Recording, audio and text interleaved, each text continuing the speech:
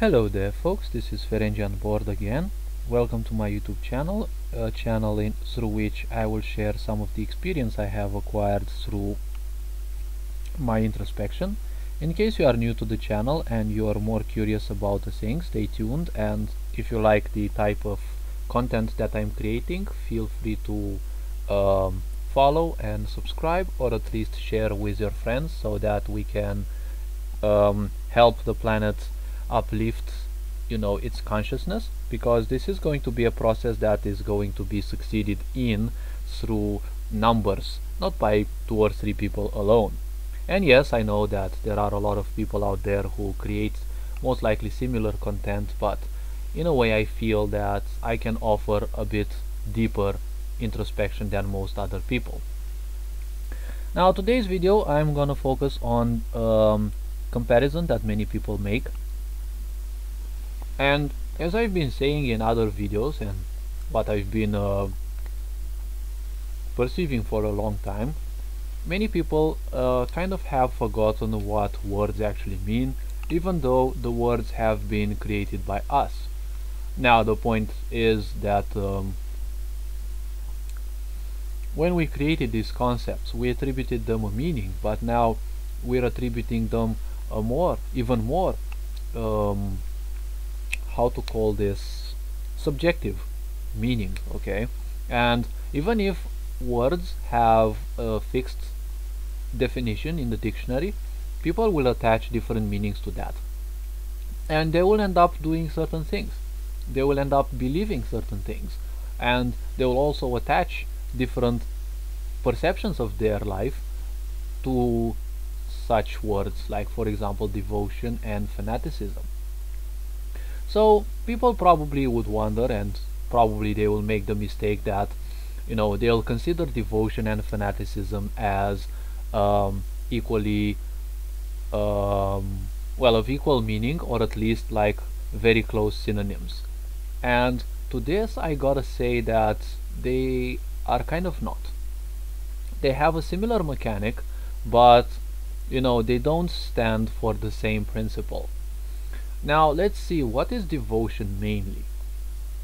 Well, devotion is a state, actually consciously speaking, it's kind of the most advanced state, right, that one can reach regarding a certain thing. Devotion is something that when it fills you, it doesn't matter what devotion is aimed at, usually it doesn't have to do much with that anyways, so it gives you the awesome impression and actually the reality that life is so awesome. How this works more specifically? Well, let's take into account people who are devoted even to a certain religion. When they are devoted to that religion, their life feels and is so much more awesome, okay, so much better, because there is actually love and heart and emotion, positive emotions that they put towards something. Okay, they devote their existence towards that aspect, which is again an aspect of consciousness and an aspect of exploration. Everything in this universe is an aspect of exploration and expansion of own awareness. So the point is, through devotion, people are interested in exploring a certain fact. When people become devoted, for example, towards a religion, the mechanic of devotion actually does not take the idea of religion, for example, or the main idea itself. It doesn't take that much into account. For example, you'll see people who are devoted, for example, towards a temple. Okay, when they are devoted to that temple, they like that place so much that they will do literally everything, and it also fills them with compassion.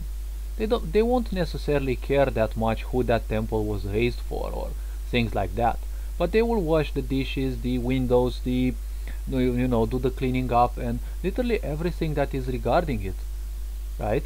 Just like many mothers, for example, when they have their own children, that is devotion that they have.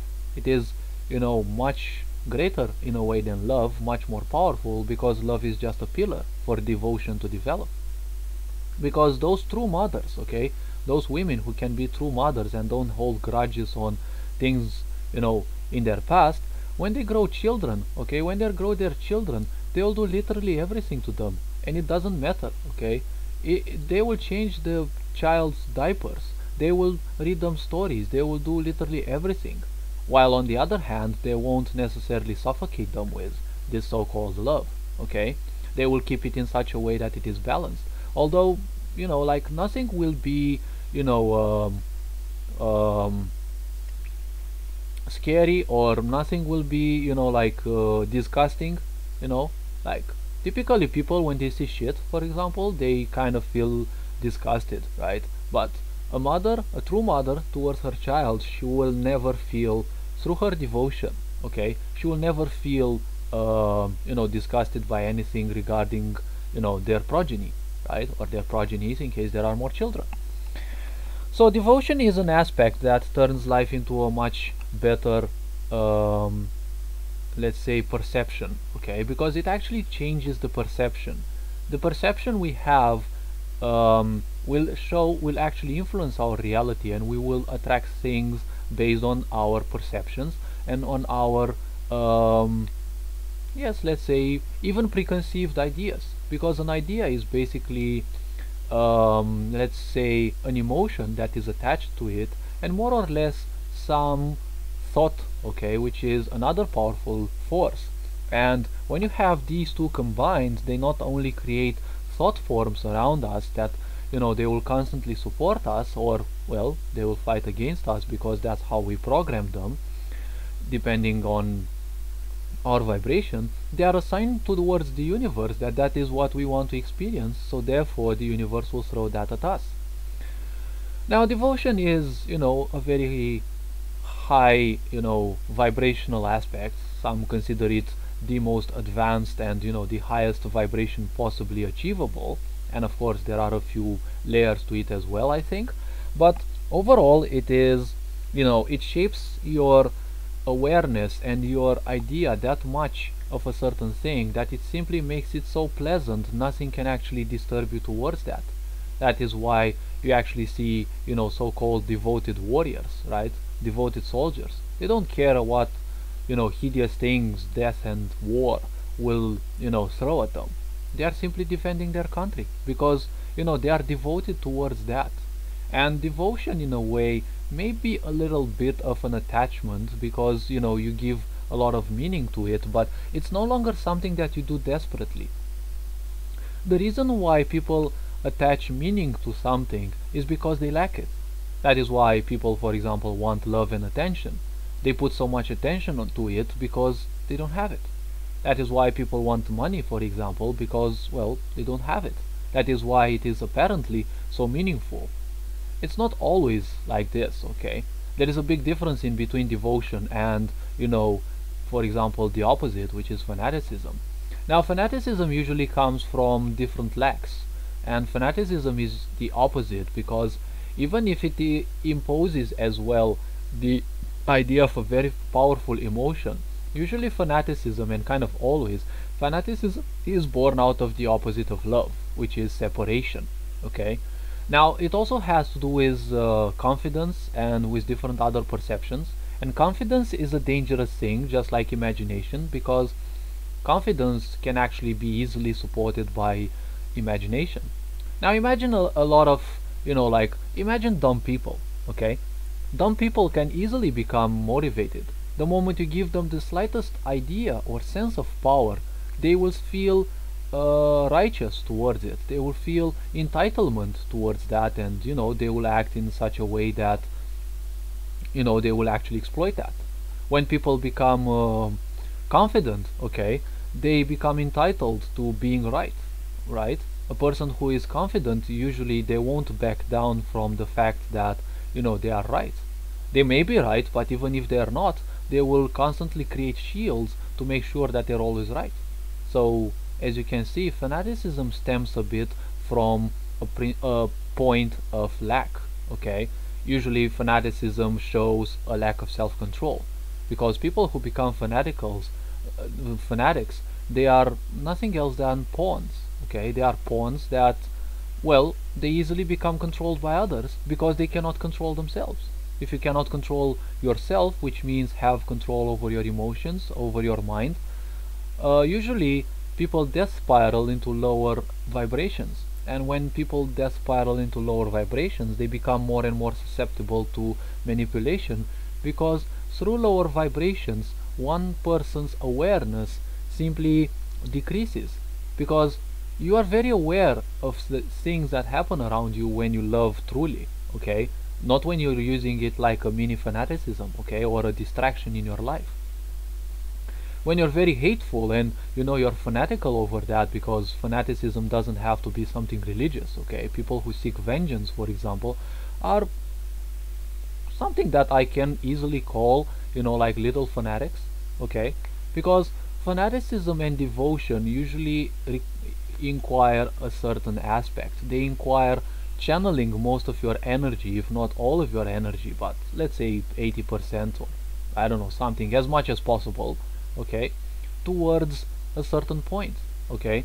Devotion usually is, diverts a lot of energy and, channels the energy towards something beautiful and, maintaining that high vibration, right? And devotion usually is something that can be achieved, for example, I think, through meditation in one way or another, because you become devoted in a way towards your inner self, towards your introspection, okay? And in the end, you're not, when you are devoted, there is not that much of an attachment, okay? You simply accept and welcome everything. When you become devoted to a temple, you just don't care about, you simply cannot care, okay? Because don't care equals ignorance, okay? And you simply cannot care whose temple that is, okay? You just like it that much, okay? And you'll do anything to, stay there. Now, at the same time, it can be confused with what I call drug activities, okay? And this can differ per individual. A drug activity can be confounded with devotion because, it implies, again, a huge consumption of resources which are, redirected towards a certain cause. But, a drug activity is something that you do to distract yourself. Devotion is something that you can do, you will do, but you're not necessarily distracting yourself. Usually devotion is something that people reach when, they are working towards their life purpose, which is kind of the only devotion that can actually exist. Usually people feel a sense of devotion when they are doing the things they came to do in this world. Fanaticism, on the other hand, is another way of experiencing, but it is experienced through the prism of hatred and lack, which opens the way for parasitic entities. I have a video on this as well. I think I actually have more. And fanaticism, I'm not saying that it is something necessarily bad, okay? But just like everything that we create, it matters how we choose to use it, right? Like the moment we discovered the power of the atoms, okay, what was the first thing we as a race did? Well, we transformed it into a bomb, okay? Like, it was a choice to let it as it was, okay? And we have committed to this choice subconsciously, because consciously we didn't know about atoms as we developed more and more.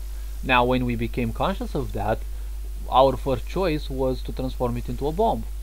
Now, of course, this is another, way of, experiencing in the name of consciousness, because nothing happens in this universe without its permission.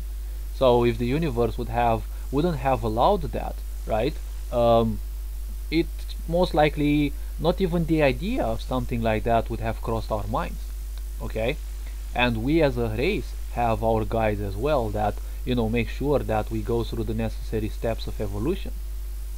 Fanaticism as a point usually comes from a point of lack, okay? People who become fanatical, okay, they are easily manipulated in a way.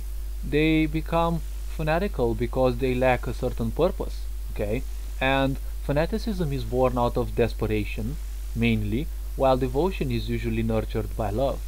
Why fanaticism is bolstered and, triggers off of desperation? Because it usually triggers from a form of numbness, especially emotional numbness, okay?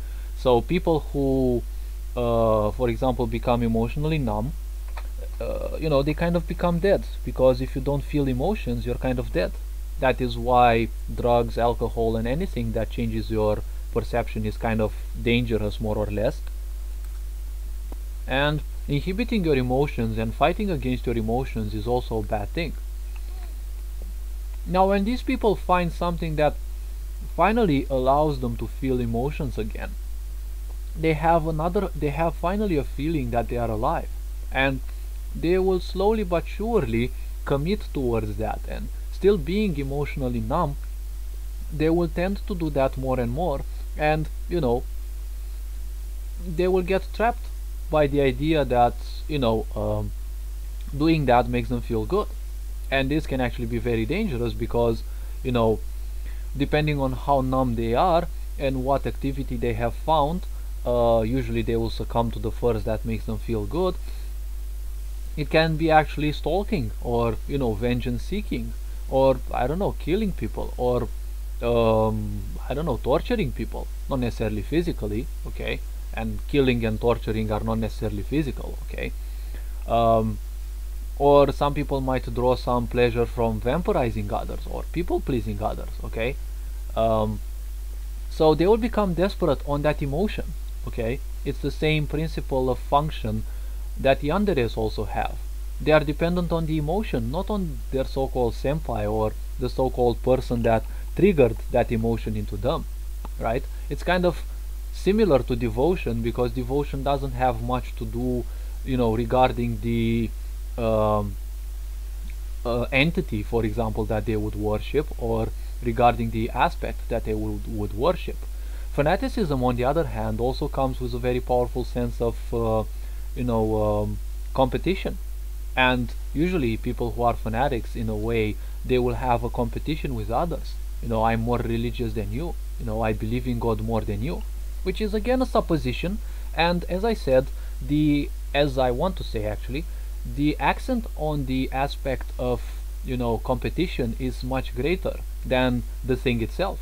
Okay, so many fanatics, not all, will probably have a more accent on the fanaticism itself, right? On showing how in between inverted commas, devoted they are to the so-called cause. Okay, and well, this can actually backfire because like through fanaticism, people show how complacent and compliant they can actually be, right?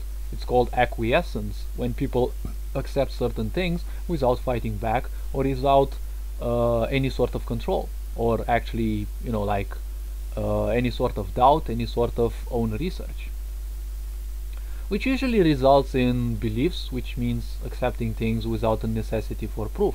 And there are a lot of sects and all sorts of things that are very good at manipulating people. And one of the principles of manipulation that they use is they hunt people who are emotionally numb, because emotionally numb people most likely don't do much, and most people nowadays don't do too many things to improve their lives anyways.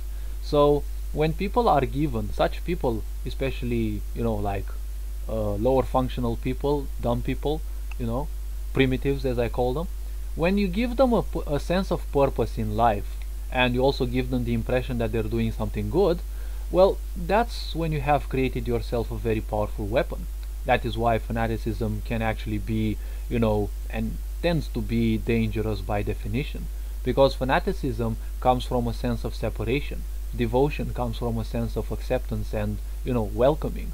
So usually fanatics, they instantly become separated. They are the only ones who are true, right? And I'm not talking about like religious groups and the such.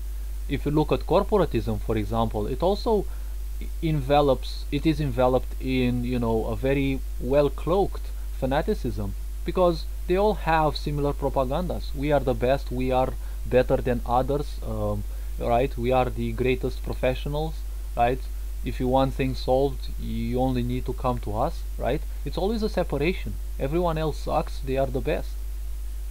I'm not blaming this, okay? I'm not blaming this, but it tends to be a bit destructive. Both of these are a way of experiencing life, but fanaticism kind of shows the more complacent part, okay? Because those people who become somewhat fanatic, they kind of cede their own power, okay? It is another way of putting things. people who become fanatics, they start believing in external forces, and they allow those external forces to govern their inside. Okay, while devotion is usually a manifestation of the inside. Okay, you are devoted to something because it allows you to experience a certain state, right? Or when you become devoted, for example, to your introspection through meditation, for example, you are highly interested in yourself. Okay, you're not externalizing your power through you know, through any aspect. Now devotion, okay, these are also a bit fuzzy for me. This is something that I'm still you know, diving into, so I would like to, you know, wrap this video here. I don't want to speak too much more, and you know, I prefer to be one of those people who has the courage and the strength to say, hey, you know what, this is kind of a limitation for me. I don't know more, or probably I know, but maybe in another video, because I don't want to speak for hours. But in terms of this is, you know, beyond this is kind of fuzzy, and everything that I would give, I can't give as, you know, like, let's say, accurate. Second of all, I don't want people to believe that, you know, everything that I give is necessarily true. It might not apply to everyone. Okay, so with all this being said, hope you like this video, and all I can say is keep up the good work, become a bit more introspective, love yourself more, and well, you are loved and appreciated. Ferenc Jan Vord signing out.